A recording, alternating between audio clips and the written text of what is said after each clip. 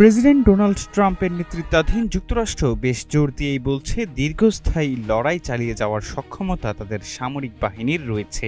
তবে ইসরায়েলের জন্য চিত্রটা ভিন্ন।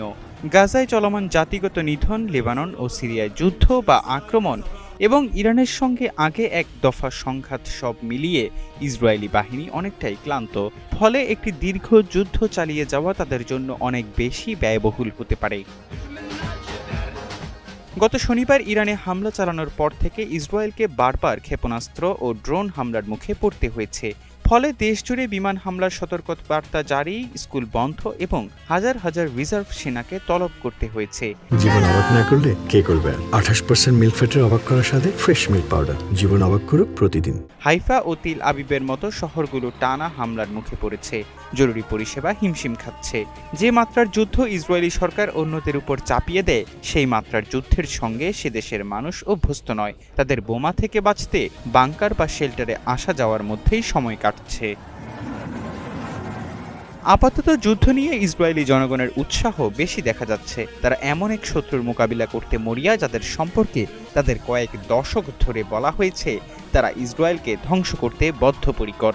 এমনকি যুদ্ধের গুটিকয় সমালোচকও প্রধানমন্ত্রী নেতানিয়াহুকে যুদ্ধটি সংক্ষিপ্ত রাখার পরামর্শ দিচ্ছেন। বিষয়টি যেন এমন, ইসরায়েল চাইলেই যুদ্ধ কবে শেষ হবে সেটা ঠিক করতে পারবে।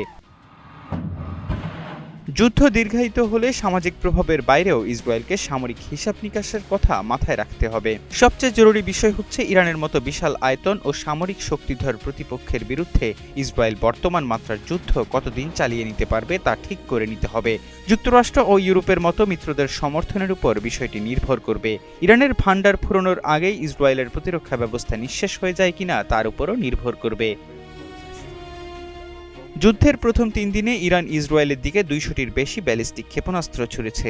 এর আগে 12 দিনের সংঘাতে ইরান প্রায় 500 ক্ষেপণাস্ত্র ছুড়েছিল।